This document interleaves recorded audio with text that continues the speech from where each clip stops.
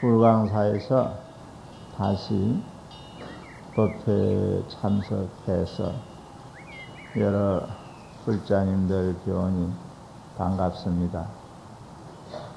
몇 년 전에 주의 스님이 저 스리랑카 가시기 전에 불교 대학에 자주 와서 강의한 적도 있었고, 그때부터 이 대구 도심 속에 불광사 신도님들이 불법 신행을 열심히 하면서 참 남다른 정진력을 가지고 신행 활동을 잘 하고 있다는 사실을 알았습니다. 오늘 또 이렇게 참 백고자 법회 진행 중에 많이 모이셨는데, 우리가 법회에 참석하는 것은 남녀노소가 부처님 법문을 전해 듣기 위해서 부처님 법당에 오시는 것입니다. 마치 강물이 육지를 흐르고 있을 때는 지역에 따라서 강 이름이 다릅니다. 예를 들면은 서울 근교에는 한강이 흐르고, 또 저 김해평야에는 낙동강이 있지요. 북한에 가면은 가장 긴 강인 압록강도 있고 두만강도 있습니다. 이 강의 물이 육지의 그 강줄기를 따라 흐를 때는 압록강물이다, 두만강물이다, 또는 한강물이다, 낙동강물이다. 대구 근교에는 금호강인가 있죠. 그런데 이 강물이 결국은 흘러서 바다에 들어갑니다. 바다에 들어가면은 한강물도 바닷물이 되어버리고, 낙동강물도 바닷물에 섞여져서 육지에 흐를 때의 강 이름을 벗어버려요. 왜 이런 비유를 하느냐 하면은, 우리가 법회에 참석해서는 남녀노소 신분상의 차별을 전부 잃어버리는 겁니다. 오직 한 마음이 되어서 부처님 법을 생각하고 내 자신의 각성, 다시 말해 불성을 생각하는 시간이 되는 것입니다. 하여 법당에 참석해서 부처님께 예배하고 앉아있는 이 시간이 우리 마음이 가장 청정해지는 시간이고, 우리의 모든 업이 가장 깨끗한 업으로 순화되는 시간이라고 할 수 있습니다. 그래서 우리는 참 부처님과의 맺은 인연을 통해서 이런 시간을 가질 수 있다는 것을 행운으로 생각하시면 좋겠고, 더 나아가 내 인생의 행복이라고 생각하시면 좋겠다는 생각이 듭니다. 사실 오늘 이 시간에 왜 내가 불광사 법당에 와 앉아 있게 되었는가, 이 인연을 생각해 보자면은 매우 참 심오하고 알 수 없는 불가사의한 인연이 있었던 거예요. 내가 이 시간에 부처님 법당에 앉아 있다는 거, 아주 이건 희귀한 인연이라 볼 수 있고, 어떤 면에서는 말이 좀 가장되게 들리는지 모르겠습니다만은 때로는 기적 같은 일일 수도 있어요. 금세기 최고의 과학자라 할 수 있는 분이 영국의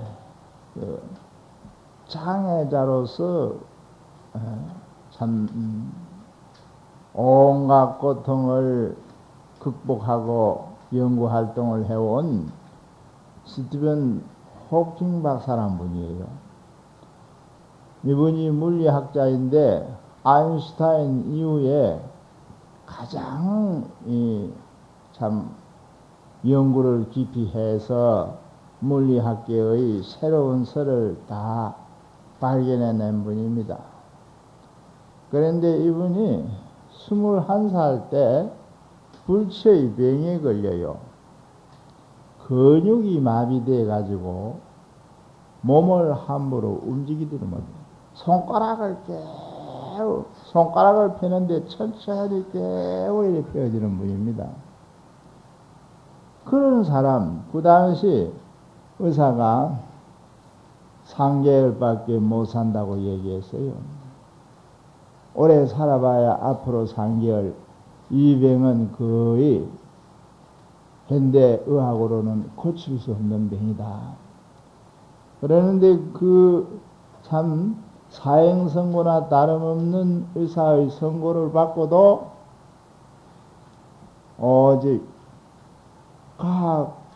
과학도로서의 자기 연구에 집념을 불태워 가지고 육체의 장애를 극복하고, 물론 참 지능이 비상했겠죠. 아직까지 살아 있어요.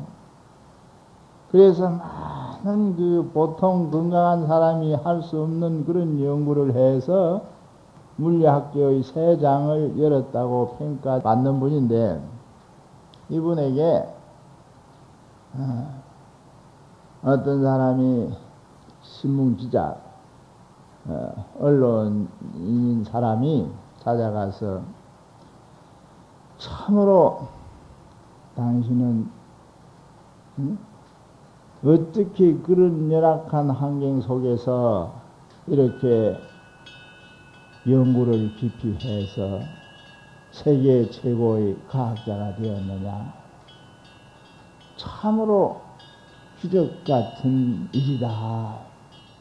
이런 찬사를 한 적이 있었답니다. 그렇잖아요.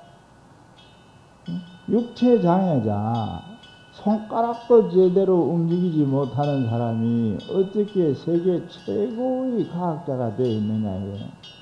이건 정말 기적 같은 일이다.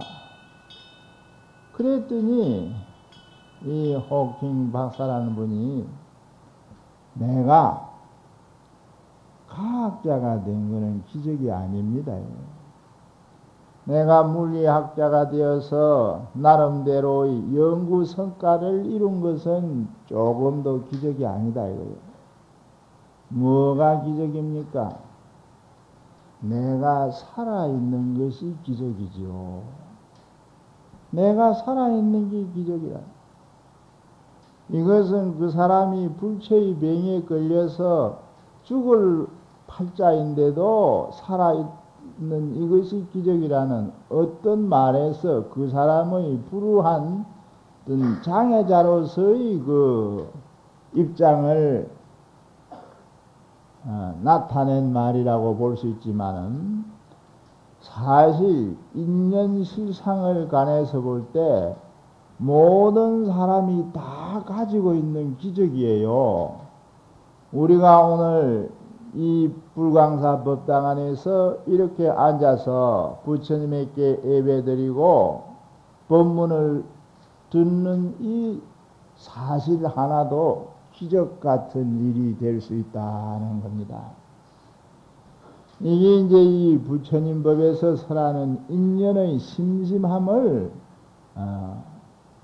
설하는 말이죠. 부처님이 항상 하신 말씀, 체법인연생요 제법종연멸이로다나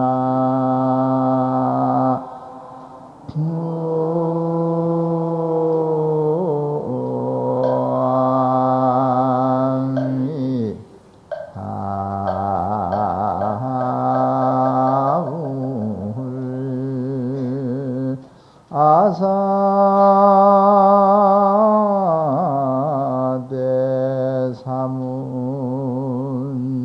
것은 상장여시 서리로다나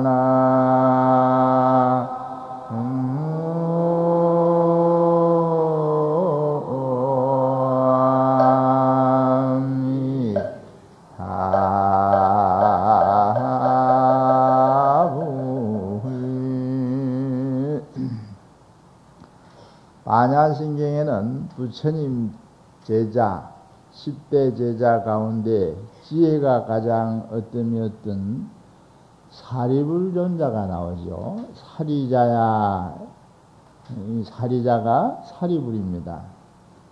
이 사리불이 원래는 부처님 제자가 아니었습니다. 부처님 당시에는 인도에 여러 수행자 집단이 참 많았어요.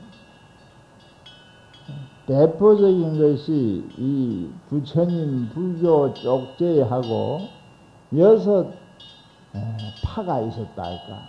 6 무리가 있었어요. 이걸 이제 불교에서 육사애도라 이럽니다. 6 스승이 정법을, 불교 쪽에서 볼 때 정법을 가르치지 아니하고 애도법, 사법을 가르치고 있다. 이런 뜻에서 육사애도다 이렇게 불렀습니다. 그 가운데 이제 산자야라는 사람이 있었는데 이 사람이 많은 제자들을 또 거느리고 있었어요. 그런데 이 산자야는 진리를 맹쾌하게 말해주지를 않아요. 모든 것을 회의적으로 보는 이런 사고방식을 갖고 있었는데 이 사람 밑에서 사리불이 배우고 있었어요. 그랬는데 사리불이 어느 날 생각해 보니까 출가한 지 꽤 되었는데 얻은 게 아무것도 없어요. 아직도 나는 출가해서 수행을 해가지고 뭐 진리를 깨달았다거나 뭔가 자기 나름대로의 성취했다고 내놓을 만한 것이 없어요. 마음이 항상 답답해요. 이래서 깊은 고민에 빠져 있었습니다. 내가 출가 수행자가 되었는데 진리는 알지 못하고 마음은 항상 뭔가 답답하고 불안하고 왜 이런가 그런 생각을 하고 있다가 어느 날 길을 가고 있었는데 길을 가다 보니 맞은편에서 어떤 스님 한 분이 자기 쪽으로 걸어오고 있어요. 그래서 이제 바라보게 되었습니다. 저쪽에서 스님이 한 분 걸어오는데 너무 어젓하고 용모가 거룩해 보여요. 가까이 오는데 보니 얼굴이 아주 맑고 자기처럼 고민을 갖고 있는 사람 같지는 않아요. 그래서 이제 그 당시 많은 수행자들이 있었으니까 저 사람은 내보다 훨씬 수행을 많이 해서 나름대로 진리를 깨친 사람인가 보다 이런 이제 생각을 했어요. 그래서 가까이 이제 왔을 때 말을 겁니다. 이 사리불이 부처님 제자가 되기 전 신뢰합니다. 혹 당신께서는 누구를 가르치는 스승 되시는 분입니까? 아니면 누구 밑에서 가르침을 받고 있는 제자 되시는 분입니까? 이렇게 물었어요.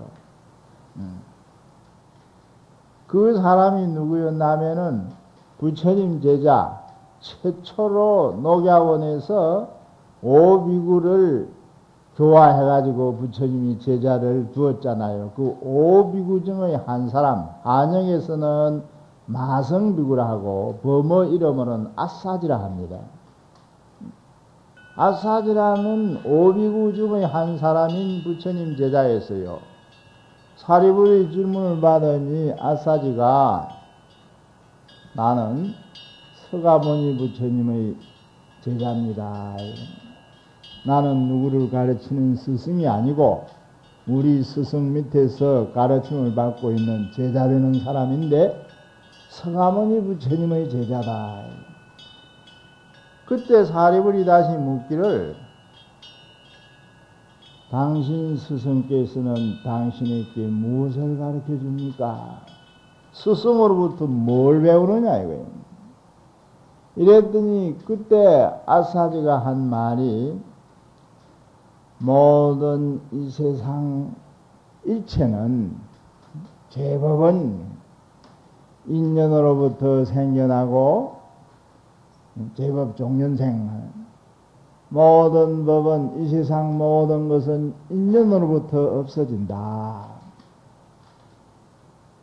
우리 스승 서가모니 부처님께서는 대사문이라 했는데 이 수행자를 사문이라 합니다. 큰 수행자란 뜻이죠. 항상 이렇게 가르쳐 주시더라. 이렇게 말씀해 주시더라. 그래서 이제 그 아사지가 한 말에 인연이란 말. 모든 것은 인연으로부터 생겨나고 모든 것은 인연으로부터 없어진다. 생겨나게 하는 것이 인연이고 없어지게 하는 것도 인연이다. 이 인연이란 말을 듣는 순간 사리불 마음이 확 열려버렸어요. 이것이야말로 내가 찾던 진리로구나. 인연이란 말을 듣는 순간에 그 고민스럽고 답답하던 마음이 3년 먹은 체정이 내려가듯이 쑥 가는 거예요. 당신 스승 서가모니가 어디 있습니까? 나도 당신 스승을 한번 찾아가고 싶다 이거예요. 이래서 이제 아사지가 부처님이 있는 데를 가르쳐 주었어요. 그 길로 사리불이 서가모니 부처님을 찾아가서 난 당신의 제자가 되어서 당신 밑에서 법을 배우고 싶다. 이래서 이제 부처님이 기꺼이 맞아들여 가지고 부처님 제자가 되었던 것입니다.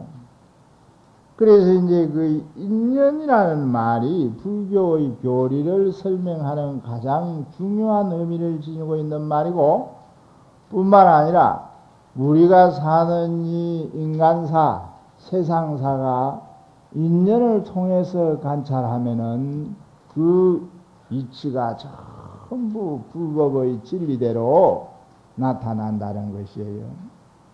그래서 이제 서두에 제가 오늘 이 법회에 참석해 있는 이 인연이 불가사의하다, 미묘하다. 사람이 살아가는데 세속적으로 설명하면은 다 일체가 전부 인연인데, 예, 좋은 인연을 항상 누리려고 애를 써야 되는데, 이 인연 선별이 잘못돼요. 따지고 보면은. 우리가 사람 서로 어울려 뭐 친구가 된다든지 서로 아는 사이가 되어서 관계를 맺는 것도 인연이잖아요.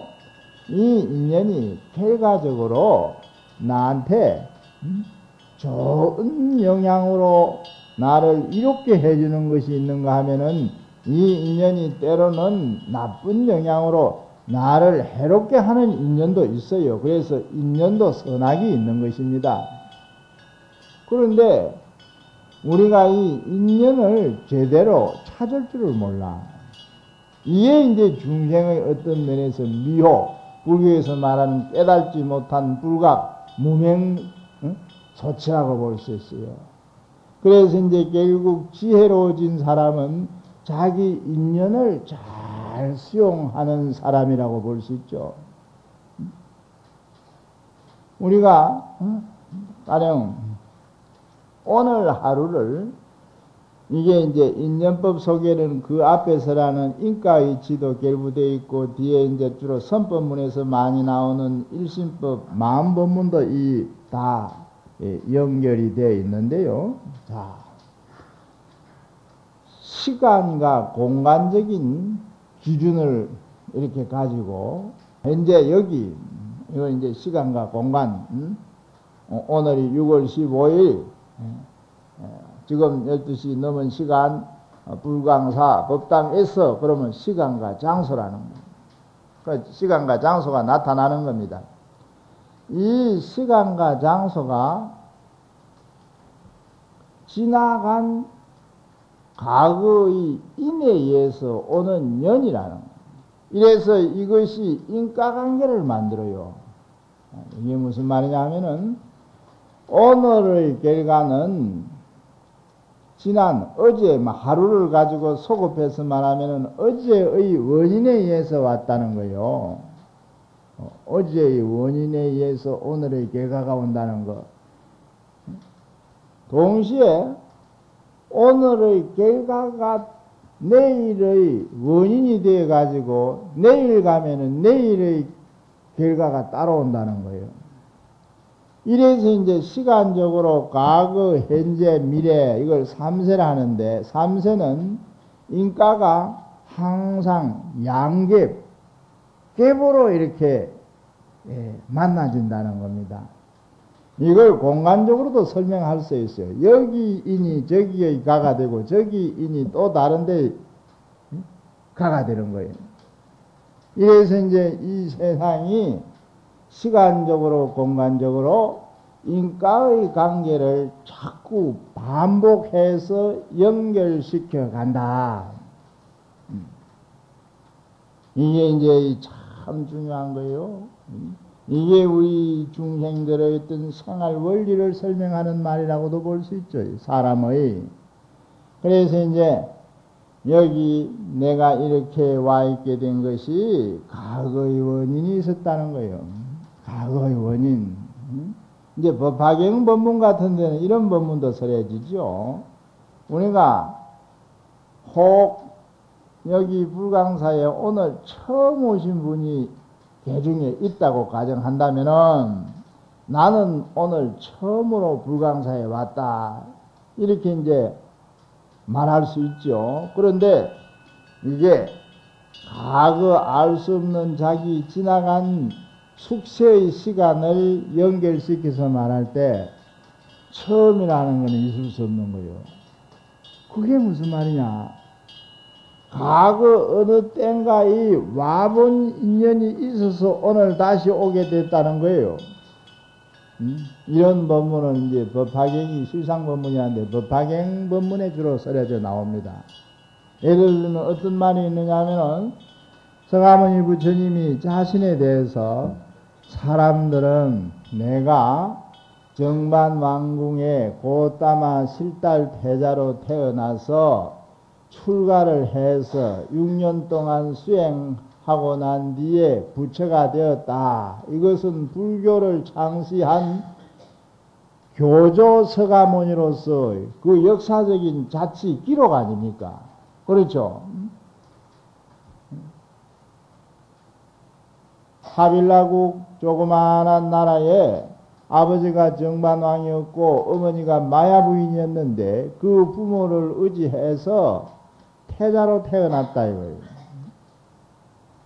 그래서 이제 궁중을 호화로운 생활을 하다가 결국은 출가를 결행해 가지고 저 설산에 들어가서 돌을 닦아서 마침내 부다가의 보리소 아래서 정각을 이루어 부처님이 되었고, 그래서 이제 정각을 이룬 부처님이 되어 가지고 당신이 깨달은 법을 후대 중생들에게 설해주기 위해서 제방으로 다니면서 설법을 했다, 이거. 교화를 했다, 이거.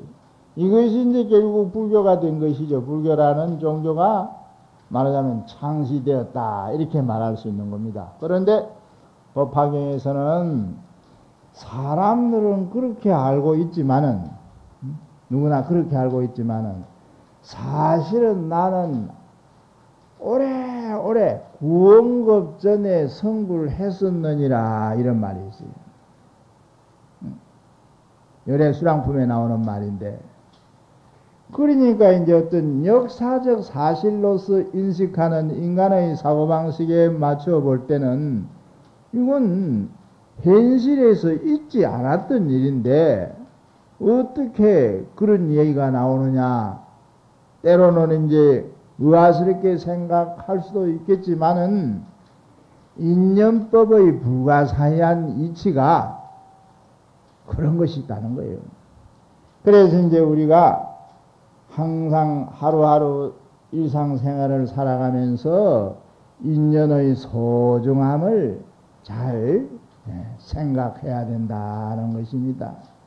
그래서 내 가족 인연, 또 부모와 자식 간, 부부 간, 이웃 간, 사람 사이에 맺어진 인연, 옛날부터 사람이 일생을 가장 다복하게, 행복하게 살려면은 세 가지 인연이 잘 만나지면 된다. 이런 속설이 있어요. 이것은 경전에 나오는 말이 아니고, 불교의 인연 의미를 이제 세속적인 그 분위기, 세속적인 환경에 서로 연관지어서 말하는 것인데, 그게 뭐냐? 사람마다 때가 있어요. 우리가 생일이 다르고 뭐 또 각자 그 무슨 일을 했던 시절이 각각 다르듯이 때가 있어요. 그래서 사람이 살면서 이제 좋은 때를 만난다는 거예요. 때. 이걸 흔히 시운이라 그래요. 때 시자를 써서. 그런데 시운은 천지인 삼재로서 배대에 말하면은 하늘이 주는 인연이라 천년이라 풀이하기도 합니다. 봄에 피는 꽃, 여름에 피는 꽃, 가을에 피는 꽃, 사계마다 피는 꽃이 다르지 않습니까? 이거 이제 뭐냐? 진달래나 민들레 종류 이런 것은 봄에 피는 꽃이다 이거예요. 그런가 하면 국화나 코스모스 종류는 가을에 피는 꽃이에요. 이것이 우리나라 이제 자연 환경의 계절 속에서는 분명히 피는 개화 시기가 다르지 않습니까? 그래서 이제 그러면은 진달래가 봄에 피는 거는 진달래의 개화 시절 인연이 봄에 이래 있다는 기고, 국화가 가을에 핀다는 것은 국화의 개화 시절 인연이 가을에 있다는 거예요.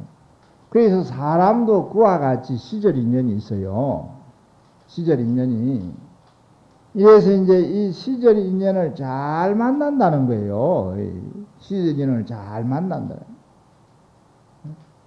이것이 이제 그 사람이 이 세상 살면서 복을 누릴 수 있는 그런 계기가 된다는 거예요. 때를 잘 만나는 것이. 그 다음에 이제 이 사람이 주소가 있어요. 누구나. 대구 시민 아닙니까? 대부분. 그리고 이제 또 구체적으로 번지까지 각각 우리 주소가 뭐 편지 쓸 때 번지까지 적습니다.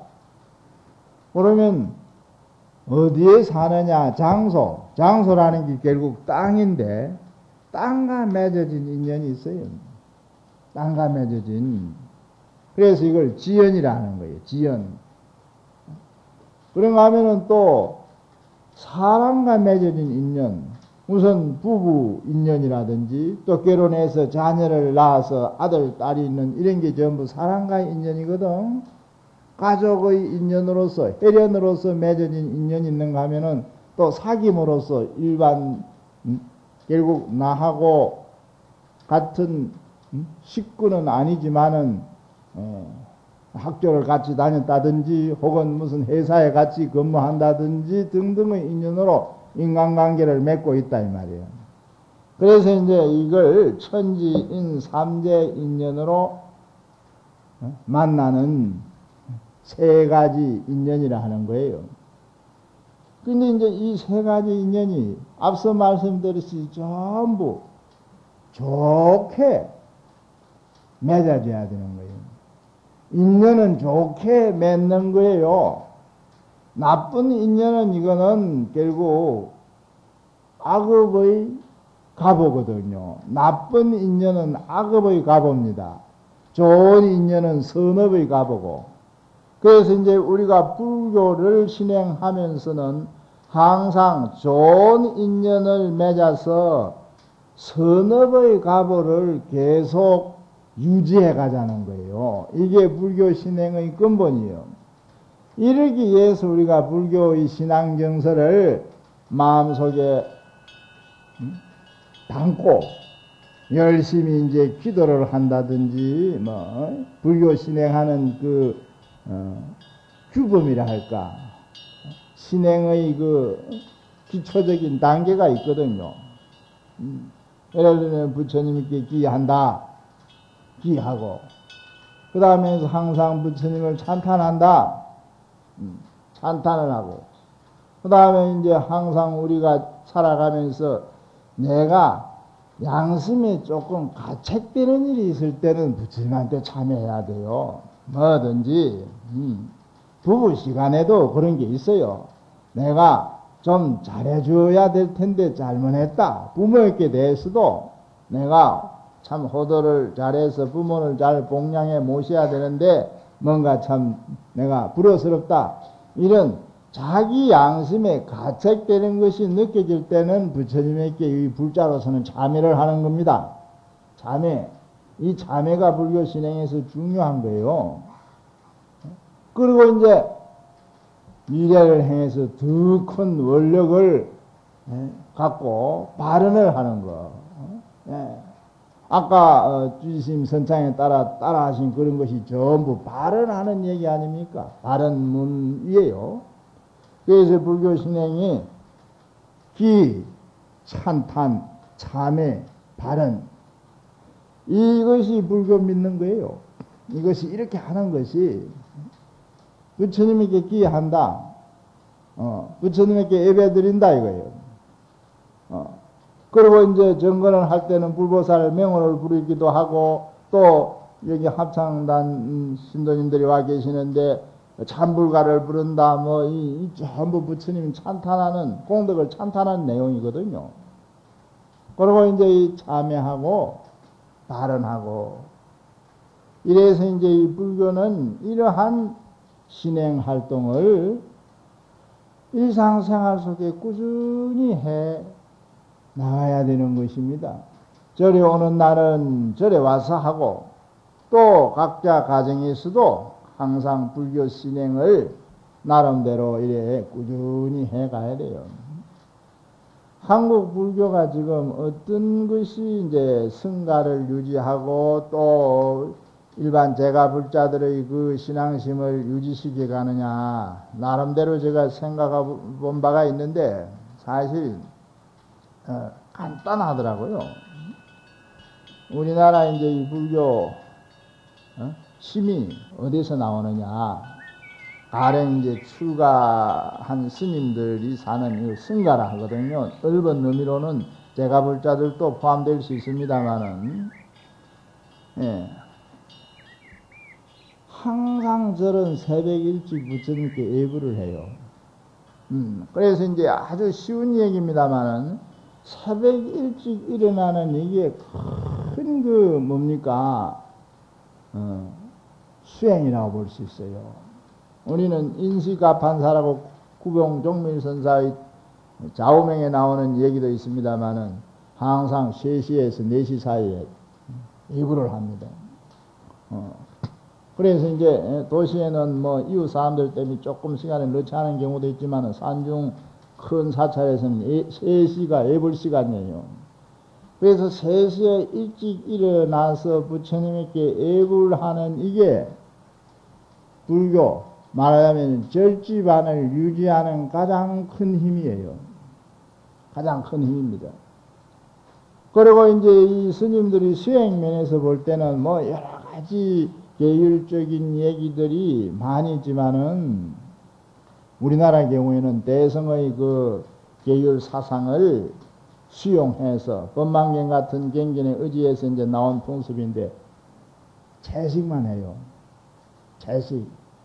조계종 스님 경우에 전부 독신 생활을 하고, 그 이제 한국 불교의 어떤 저력이 사실은 이런 데서 힘이 이렇게 비축되어서 살아나는 거예요. 그래서 이제 육식 안 하고 고기 안 먹고 항상 새벽 일찍 일어나고 독신 생활하고, 이게 이제 이 한국 불교의 잠재된 힘이에요. 요 사실이 힘을 발휘하는 거예요. 제가 불자들은 뭐냐? 제가 불자는 물론 세속 생활을 하니까 스님들하고는 조금 환경이 다르지만은, 그래도 부처님을 의지해서 불공드리는 마음을 계속 역사적으로 볼 때는 신라시대나 고려시대, 이조시대를 통해서 계속 유지해 왔어요. 이게 이제 또 이 불교를 유지지탱시키는 하나의 힘이라고 볼 수 있는 것입니다. 그래서 이제 우리가 이것은 불교의 어떤 성가나 불교계 전체의 상황을 두고 한 말입니다만은, 개인의 신행 생활에서도 이와 같은 독실한 자기 신심을 항상 유지시켜 가야 되는 거예요. 예. 그리고 이 불법을 열심히 믿고 신행을 하면은 반드시 거기에 대한 보답이 있어요. 말하자면 과보가 있어요. 보답이.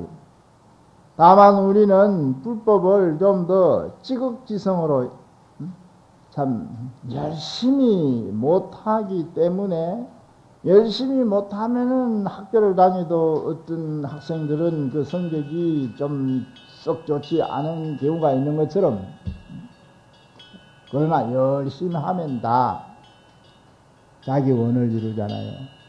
그래서 우리가 지금 해야 될 일은 그때그때 독실한 마음을 항상 유지해서 내 신념에 입각해서 부처님을 항상 생각하고 있는 거예요. 부처님을 생각하는 게 내 마음 중심을 잡는 하나의 신념이 되어야 돼요. 이런 신념 속에서 우리가 생활을 하면은 부처님의 가피를 잊게 되는 것이고, 나아가서 내 자신의 생활에 음으로 양으로 어떤 보호를 받는 힘을 느끼게 되는 것입니다. 종교는 원래 자기 생활을 보호하기 위한 그런 어떤 소원에서 시작해요.